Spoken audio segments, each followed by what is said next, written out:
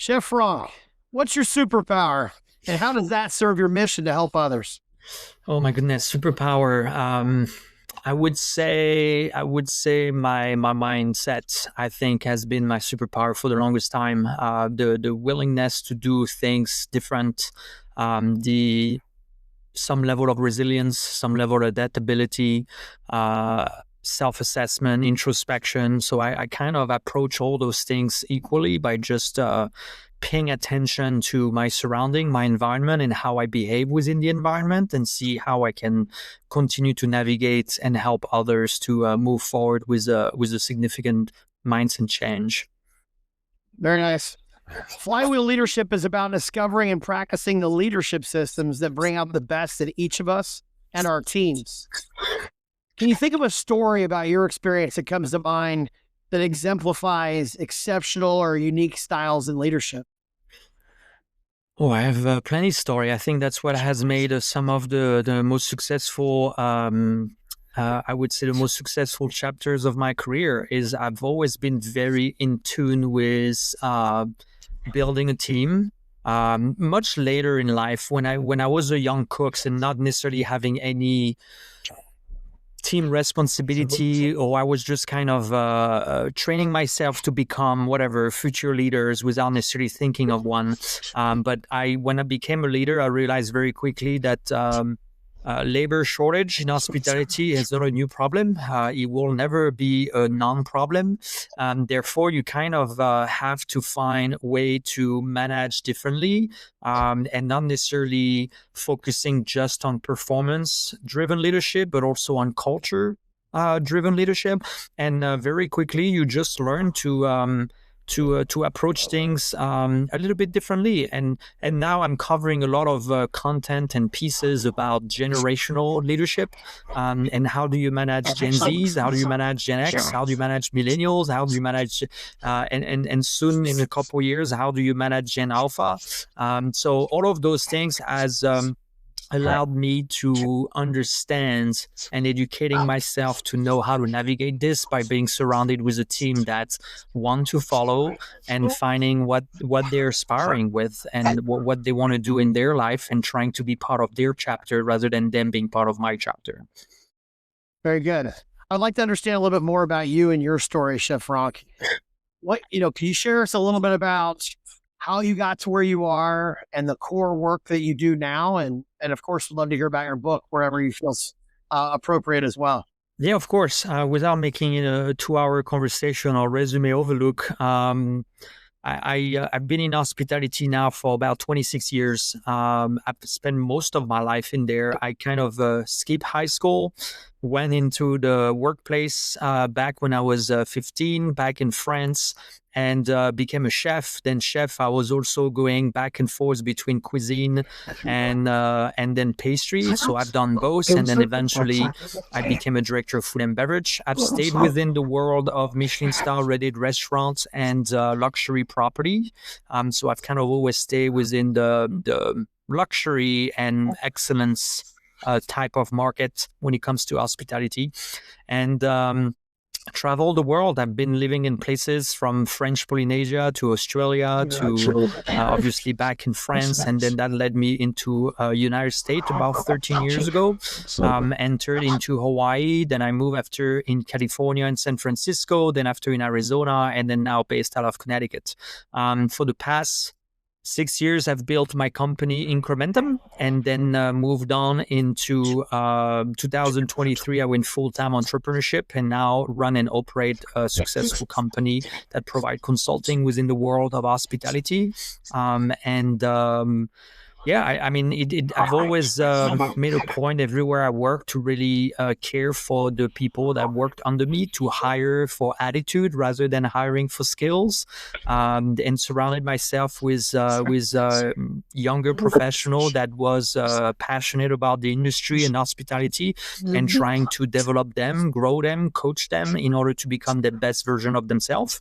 And in the meantime, it served me purpose to be surrounded with a team that was bringing a level of loyalty that I needed in a very demanding industry. And so, yeah, that has been kind of my career. I've successfully run some great properties across the country, and now I'm just trying to share my philosophy through my book. I've always had different way of thinking, and I've wrote a book in order for people, younger professional or student of hospitality of all ages, to have access to my philosophy and the way of thinking without having to work under my leadership. So now they have access to this wealth of knowledge, 25 years of experience, and now they can read and have access to through the book and figure it out, how to navigate this industry for themselves without necessarily seeking out a coach or a mentor. Now they can realize how much they can do for themselves without necessarily receiving that guidance from someone else. Let's stay on that point, Chef Franck. Yeah. Who is this book for, and what will they get from it? Of course. So the book was written, I kind of break it down in two audience. The first forefront audience was student of hospitality, the one that are currently in school in Culinary Institute of America, that are learning the school, they're going into it. So they were really written with that in mind. That's the first audience. And the second was for that I kind of broken down in two different layers. One was the employees that suddenly is being given an opportunity to become a supervisor or becoming a leader on its own and managing a team, so they will know how to navigate that. And then the second part is, let's say you are an exec chef that's been exec chef now for 15 years and you're just kind of stagnating. You don't know what's the purpose. And so I've written that the background is really kind of deep rooted into reigniting a desire of growth, and how now with 20 years of experience can you find new purpose in order to help you navigate growth for yourself. I believe that anyone that has been in the industry for a long time, their responsibility, almost their moral duty, it's to pass on their knowledge. And in a certain way. So that was really written down in mind. So student of hospitality, I believe the apprentice mindset never expires, regardless of the age, the title, the success, and the status. I think you should always be someone that wants to learn. You just need to figure out what's the purpose. I love that apprentice mindset. I know in certain industries that's more of a formal way of working and progression, right, compared to in other industries. But Absolutely. I really like taking that approach, and regardless of the industry, and always be learning, but also, really valuing that mentorship from others, and then providing that for others when you're in the spot to do so as well. Absolutely. So staying on the topic of cuisine or food, like what's your favorite food or restaurant, however you'd like to respond to that question? Oh, it's such a holistic question and loaded question. I think there's the cuisine that I like to cook, and there's the cuisine that I like to eat. I think I think I've tried to drive my career to not just being categorized into I'm a French chef, therefore I know how to do French food. If I'm following my own principles of growth and learning, I have been as ecstatic learning how to cook Indian food that I've been about Vietnamese food, that I've been about American food, and I've been about Italian food. So and that's the reason why probably I follow that path of becoming as much pastry that I was about cuisine and kitchen. So I've always liked to learn new skills. So the one that I like to cook, I think I don't necessarily have a kind of cuisine I like to cook. Let's put that I've never liked to cook the same thing twice over. I will always, I found myself when I was, when you go and apply for executive chef, it's one of those jobs, probably the only job in the industry of hospitality that you have to go do a tasting in order to get the job. Most other jobs, it's an interview process, however, how many times you interview, but as a chef, you kind of expected to do a tasting. And so I found myself oftentimes to go to tasting. A lot of chefs would choose the risk-free by doing dishes that they've done before and they master. And for me, it was like almost boring. I needed to not only get the job, but I needed to prove myself that I can do something else. So I was always adding a little bit more challenge, probably the arrogant or almost too much confidence in me that says, sure, let's try something new during a tasting to get a job. And so I've done always that, to trying to challenge myself during those times. And to answer your other question, the one that I like to eat, I'm still a very big fan of European food. I could eat Spanish food all day. I love Italian food, French food, obviously, but my mom's food is always going to be there's some nostalgia attached to it, but I'm always looking forward to go home and eating the dishes that I grew up eating.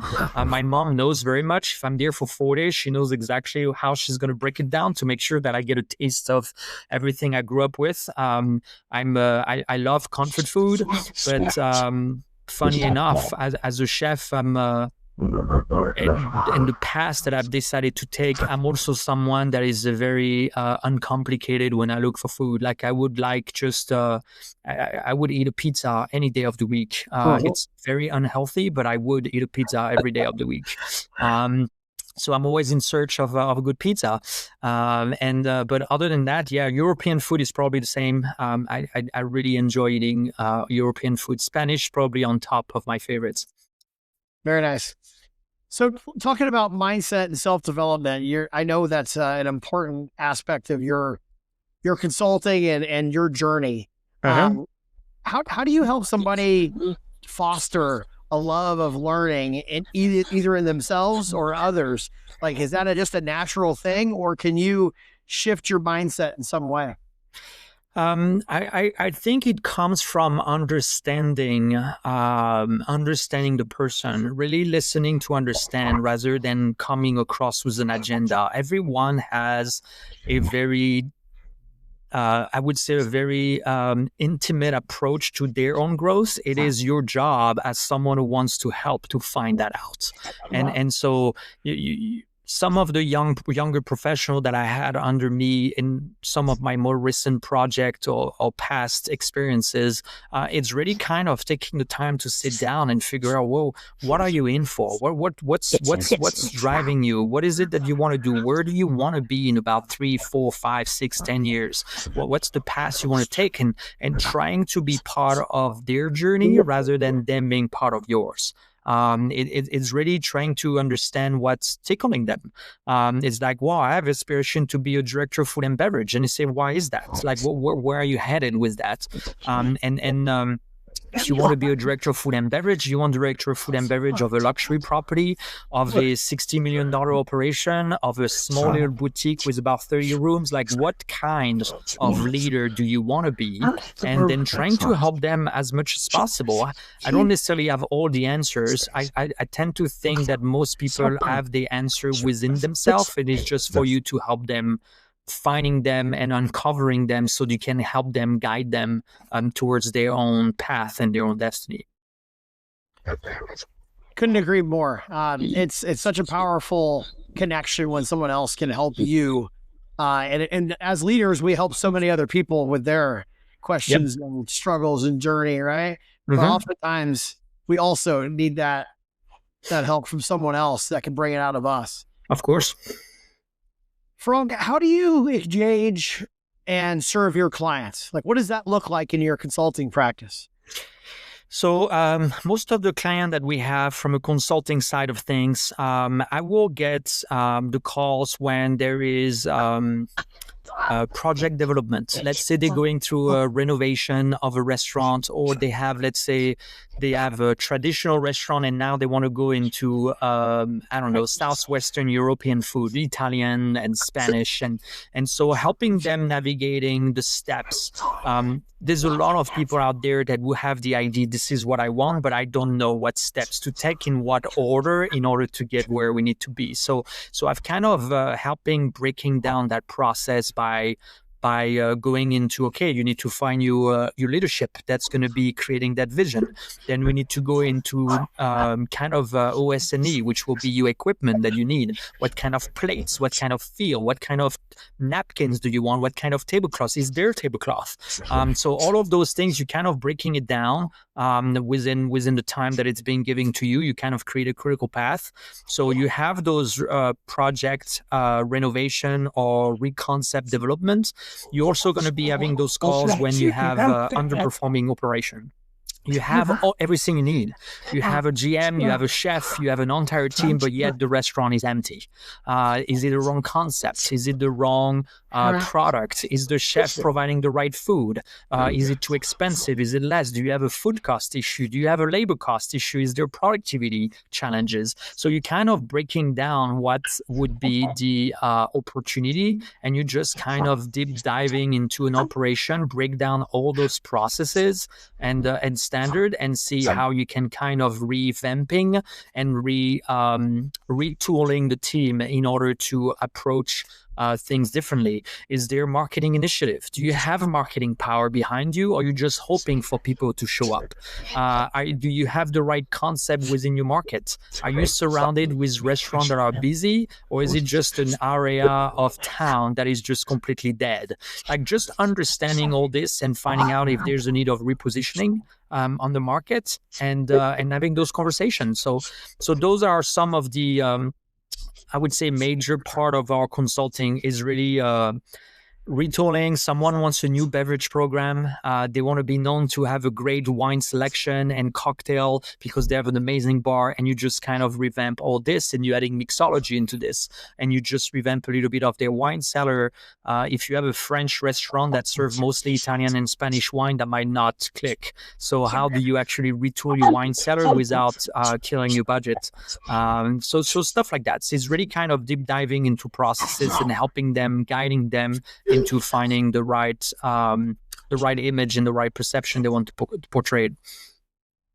Very good. Chef Franck, any leaders that stand out in your life that have made a significant impact on you and your journey? There's a few. And I've learned a lot from my past mentors and past leaders that have taught me as much as I needed to learn, but I've also learned a lot from what not to do. I've learned a lot from bad leaders that was above me, and I just say, oh, wow, this is the result that it gives when you're acting that way. Therefore, I was always observant that way, but I would say I've had at some point a general manager when I was in Hawaii that I don't know, it just clicked. The way he was talking, I realized that you never really knew what background he had until we asked the question, because the conversation about sales marketing, he was comfortable with it. Conversation about F&B, he was comfortable with it. Conversation about engineering and capital expenses, he was comfortable with it. So he was never a master in any discipline, but he knew about everything enough to have those conversations with whoever their directors were. And I found out extremely useful for me to realize that you don't necessarily have to know everything about a topic, but doing enough to be part of the conversation, especially when you become a general manager, you kind of have to be the guy making the last decision. So educating yourself enough to be part of those conversations without coming across like you know it all, I think was helpful for me to know how to navigate and why. Probably I like to learn a lot about everything, so I could know enough to be part of those conversations. So yeah, but yeah, some of those leaders showed me the way, and but a lot more about leaders that was creating a bad culture, or they were creating toxic, or they were being micromanaging. All of those things was allowing me to notice what not to do the day I'm becoming my own leader. Franck, what is the most fulfilling aspect of your work? It's almost as much of a strength as it is a weakness. I'm someone that doesn't know how to stand still. I'm always seeking out any part of what I do into growth or productivity or efficiency, I don't know how to slow down. I'm learning how to slow down. I think 2026 will be a year when I'm going to learn how to slow down. It makes me passing in front of things that were important and that I completely missed because I was too distracted or too focused into the wrong objective. So I'm trying to take that approach and find fulfillment from within. And at the same time, I think, just understanding that I don't necessarily need to grow or feel the growth to know that I'm growing. But I would say that the biggest part of what's I found fulfilling that I used to find fulfilling as I'm trying to take a different approach is I needed to feel accomplished at the end of the day, that I have moved the needle in some aspects, and not necessarily from anyone telling me, but from me feeling like I moved the needle. Unfortunately, sometimes it does affect the environment. Other people might be affected with my kind of narrowed approach to things, trying to be so focused and committed to an objective that might not be everyone's objective. So it's almost like there's an opportunity to be a little bit less selfish, a little bit more collective thinking. And so I'm trying to work that to 2026. So I'll tell you on the next conversation how it went. I love it. Franck, you said something that really stood out to me. I don't necessarily need to feel growth to know I'm growing. Could you tell me a little bit more about that or where that comes from? Yes, and it's a new concept that I'm trying to approach and introspect on because of the way I've been conditioned. And when I say conditioned, is from my childhood all the way to becoming a chef. I've worked in an environment when you start with pressure. You're working in Michelin-star rated restaurant or luxury properties and you feel pressured. And at the beginning, you don't really know how to handle that pressure. You either kind of go through it or you break down. But eventually, as you kind of going through it repeatedly, you end up understanding pressure and you end up finding yourself thriving under pressure. And now you get to a point where can you actually do without the pressure? Why do you feel the need the pressure?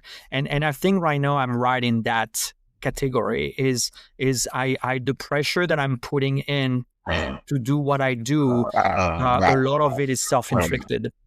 Because I'm entrepreneur, I just have to put my own pressure into doing things. So now I'm just learning to find a way to realize that growth doesn't have to be a daily occurrence. Growth can be a yearly occurrence, and growth has multiple facets, which means that I don't necessarily need to grow professionally if I grow personally. I don't necessarily need to grow within the entrepreneurship world if I grow as a father or if I grow as a husband. So all of those things is it's for me to find a balance. I think I have been in balance for a long time. And I've been trying to figure it out what's my identity within all those particular discipline of my identity. So when I say that you don't necessarily need to grow to know that you're growing, I think I think I just need to find that balance. It's about finding your balance and the harmony within all those parts of you, I guess. I think that's really powerful, Franck. I really like the idea of not being accepting of, not like ignoring what you need to work on or where you want to go or things like that, but also being somewhat content with where you are in this moment and knowing that you are committing yourself to taking steps forward. And every single day you may not see that growth. Right, to where it's the hardest part. I mean, for me at least, is the hardest part. There's many days when I've just I feel like I haven't done anything to really feel like I can check the box and say, "Wow, I was actually productive today." It's hard for me to not go to bed and thinking, "Well, what a waste of my day." For me, I'm not wired that way, so I'm trying to rewire that part to really realize that. I've earned the right to just enjoy. I've earned the right to just do nothing, just for a day.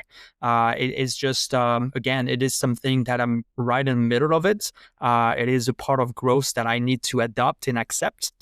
So I just want to be able to find that formula, or at least that recipe, for me to know how to create that balance consciously and willingly, rather than just being force fed. I relate to that so much, Franck. When it comes to having high expectations of myself, but also in that moment, in that day, shit happens, right? And not every day is like a level 10 day. Sometimes it's in your control, sometimes it's not. But putting that aside and accepting it for what it is once it's over, and then moving on to that next day or next hour or whatever, that next moment, is such a powerful ability. To your point earlier on, building in that resilience, or building in just that muscle of, regardless of whether it goes well or not, being able to come back again and do it all over again that next hour, moment, or day, right? It's so important to leaders, and I think it's even more important the higher up you go in certain types of organizations or responsibilities. Not every hour is what you used to feel as productive. Like, that definition of productivity changes, and you kind of have to learn with that 10 years ago, productivity might have been, doing 10 of things. Today, you may have one meaningful conversation, and that is really important. That's just an interesting evolution when you think about it. It is indeed. I agree. I think it is. We're living into a fast-paced society. Everything is extremely quick, extremely fast. There is almost the world is designed for you to appreciate it a bit less. And just kind of going through the motion, or going after the shiny things or the novelty. And I think we now more than ever, me included, need to learn to slow down and appreciate what it is rather than what could be. Yeah, what's next, while appreciating this moment. It's tough balance, right? It's a balance that I have yet to find a recipe. So I'm working on it. At least I'm aware of it, so I can actively work on this. I like it, and I like how you worked in recipe there. I like that. That goes well with your journey. Franck, what's one thing that you've changed your mind on over the span of your life or career? That I've changed my mind. Change your mind on, yeah. My goodness. There's plenty of things I've changed my mind on. Even though I'm someone that value commitment as one of my highest values in principle, but I did change my mind on a lot of things. When I started my career as a cook, I had aspiration to own my Michelin-star rated restaurant. That was the path that I wanted. Every decision I was making was based on that path. And then over time, I realized that that it is not necessarily something that I found was what I wanted to do next. I started traveling, moving around the world, and realized that there was so many other things around the world that I just kind of pivoted from owning my own restaurant to just becoming a traveler. And as I found my travels, and I started always the same ambition of becoming an exec chef, and I'm always after something. I'm always chasing something, let's put it that way. But I think having kids, I've got a 5 and a 2-year-old now, and having kids has wired me to understand things a little bit differently, seeing things differently, and at the same time looking at what is my true legacy, I guess. I used to think that my work would be my legacy, and then I've thanks to my wife, I got kind of rewired and redirected to really understand what really matters, and I had to learn to realize that I need to find that balance, and realizing that being a good father, being a good husband should be the focus, and without forgetting work, So I've changed my mind. I've evolved so many times throughout my life into different ways.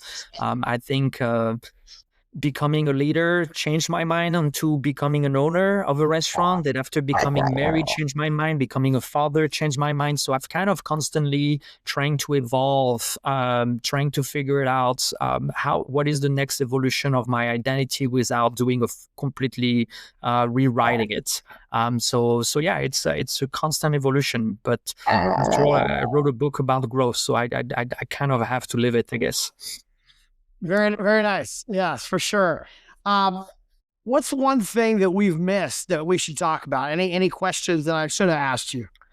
I mean, I think as we're tackling 2026, especially in the world of hospitality, I think there's two topics that are coming back recently that I felt a lot of people were getting frustrated in 2025, and hopefully we can learn as we're moving in 26 and the years forward.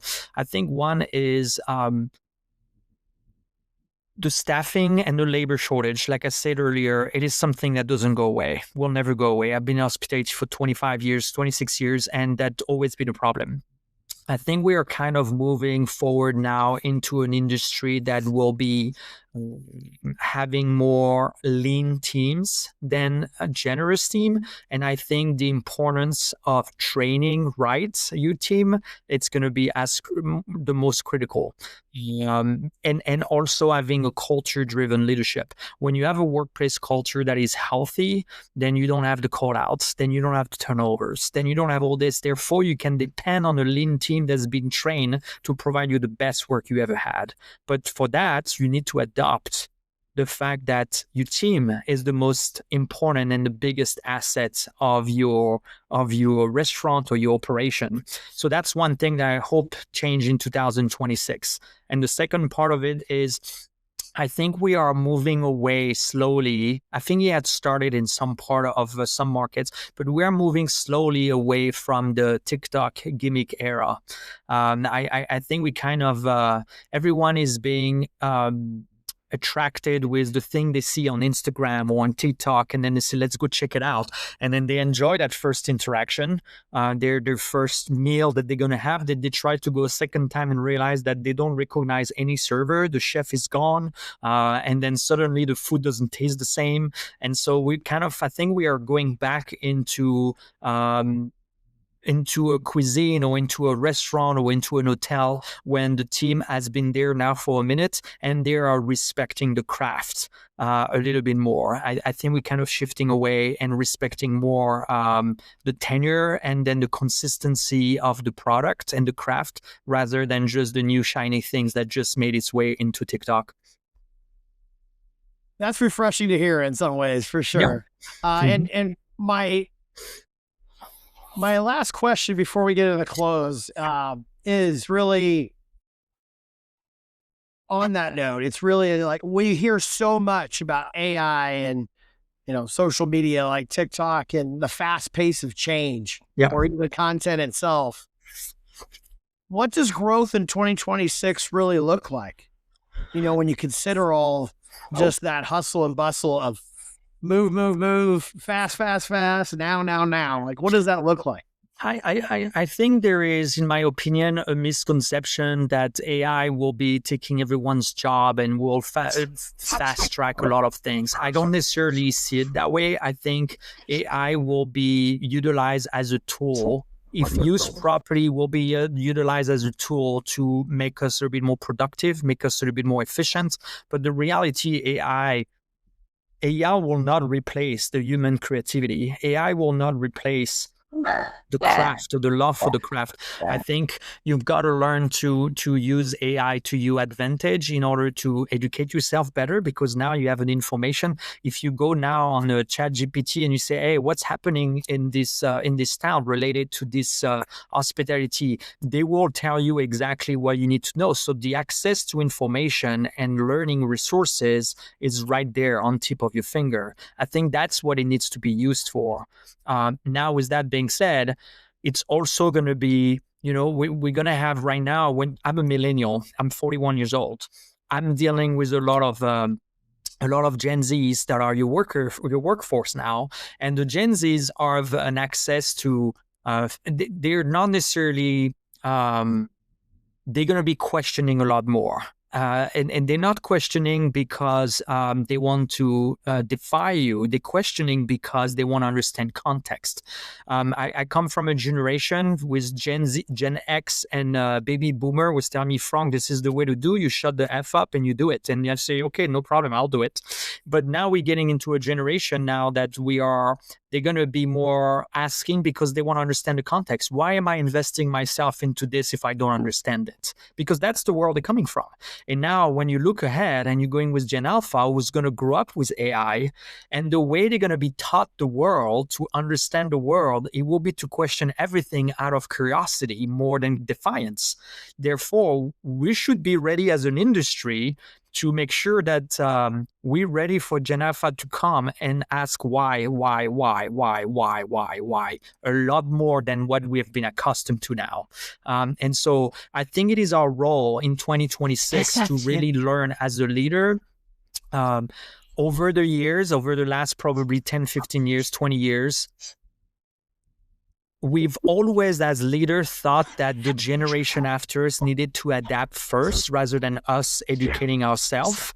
And I think we really need to shift this. I think we need, as leaders, to learn to educate ourselves, to learn how do they respond to authority? How do they respond to feedback? How do they respond to guidance, coaching? And once we're learning how they respond to it, then we guide them into better workplace culture. So I think we just need, as leader, I believe it is our responsibility to educate ourselves first rather than assuming the next generation will adapt to our way of thinking. Thanks for sharing that. That's some really good insights. Franck, how can listeners best find you or follow you in your mission? So they can find me on LinkedIn. I've got a pretty strong presence on LinkedIn. Then Instagram, Facebook, obviously. After that, I've got two websites. I'm going to have my company website, which is incrementalllc.net, or they can find about me, my brand, my book under cheffranck.com. They will be able to find this, and they can get a copy of my book on every single book retailers from Barnes Nobles, Targets to Amazon. But they can also buy it through my website, and they can get a signed copy directly from me. So you can sign up to my newsletter. I started in August, and we are 650 subscribers strong since the month of August, and we continue today. It goes out bi-weekly every other Wednesday at 11 a.m. and just talking about the industry and talking about hospitality and leadership and introspection and self-assessment. Chef Franck, thank you for your time today. We appreciate you sharing. Thanks very much, Graham. Thanks for having me. Take care.